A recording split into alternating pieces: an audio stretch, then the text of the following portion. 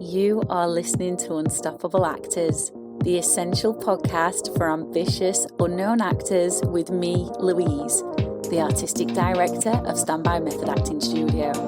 And for the last 13 years, I've been taking unknown actors with blank CVs all the way to Netflix dramas, Amazon Prime films, TV soaps, and stage plays around the world. And every week I'll be talking with you and sharing how you can become a paid working unstoppable actor, because you 1000% can. An acting career is doable. Are you ready to dive into the episode?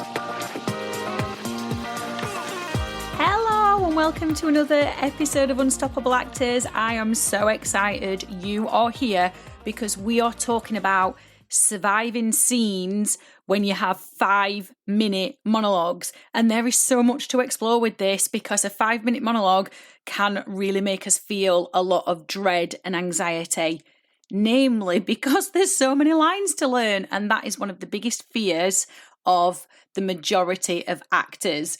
Before we get started, I just want to welcome you to Unstoppable Actors if you are brand new and you have just stumbled across us on either Apple or Spotify or our website or somewhere else. I'm so excited you've come across this episode because it's a juicy one and you're going to learn so much from it. It's going to give you a completely different perspective on scenes and monologues. And if you are a regular listener, welcome back. I absolutely love having you here. And I want to ask you if you've taken our brand new quiz, which is called What Type of Actor Are You? If you have, please come across to Instagram and drop into the DMs and let me know how you've got on with it. I absolutely love hearing the results that you're getting from it. And so many of you have been coming into the DMs. It's so exciting. I took the quiz myself and it was spot on. And I was just like, oh, how insightful. You get to learn loads about the type of actor you are and the exercises you need to do more of and the ones that you've got missing from your repertoire. So you can become the actor that gets more credits on your CV quicker than you currently are. If you haven't taken it already and you want to, and I really recommend you do it, the link is in the episode description. And if you want to come across to Instagram and tell me how you got on with it, our handle is at Standby Method Acting Studio. 5-minute monologues. As I've already said, they can put the fear of God into us because there's just a lot of lines to learn, right? And there's all that focus on you for 5 whole minutes. And it's not just about remembering the lines, it's what do you even do in that 5 minutes to make the monologue interesting? This episode has come from a conversation I had with one of my acting students in the 10-week method acting program. And at the beginning of the class, we always share what we're going to focus on improving in the class. So every single student shares what they're going to focus on improving. And then they focus on that throughout the class. And one of my acting students told me what she was going to focus on and then shared very briefly how she'd done a 5-minute monologue the week before in a stage show, and she was so proud of herself. And when she had the debrief with the director and the other cast members, her exact words were, "I survived." And funnily enough, when she shared that she'd done the performance with me, her exact words were, "I survived." And as someone who absolutely loves method acting and is obsessed with it, I love a good coaching point, and this was one of those moments. Now, I want to start this off by saying I was so proud of her too. Number one, because I knew how much this meant to her and I knew she'd been worried about the amount of lines that she had, but also because a 5-minute monologue is no mean feat. It can be challenging, really challenging, especially when you see it in a script and you're like, wowzers, how much dialogue is there?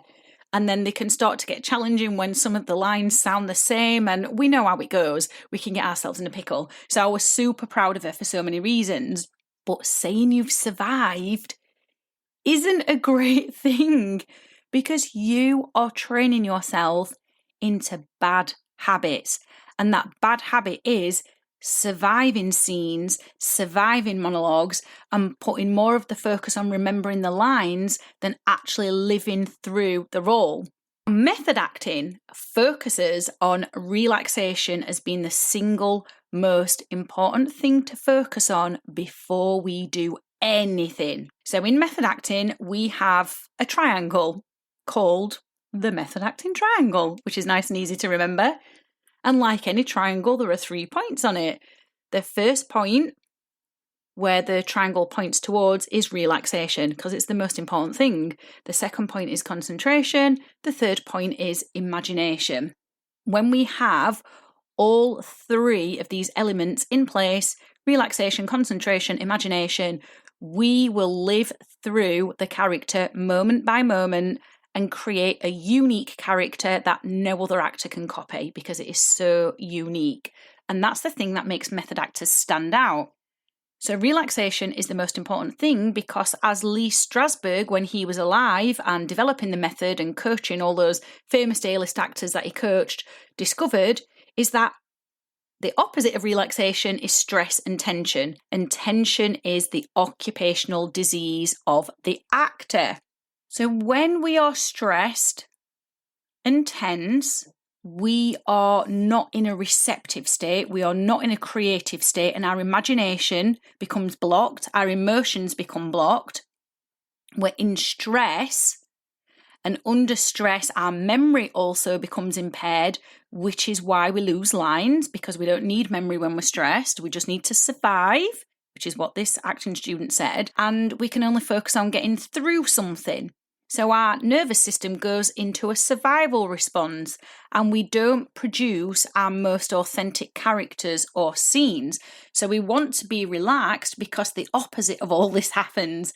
So when we're relaxed, our nervous system is in a receptive state, our imagination is free, our memory is working brilliantly, and we can remember all those lines. We will hear what our scene partners are saying, because we're nice and relaxed and we're open, and we'll respond to them in the moment rather than with rote responses. And a rote response is a rehearsed response, and that's what happens when we are tense. We go into rehearsed responses, which are not great because they are not in the moment. They're not authentic. So when this acting student told me she had survived, it meant she remembered as many lines as she could and got through the monologue rather than living through it. And we don't want to survive our way through scenes.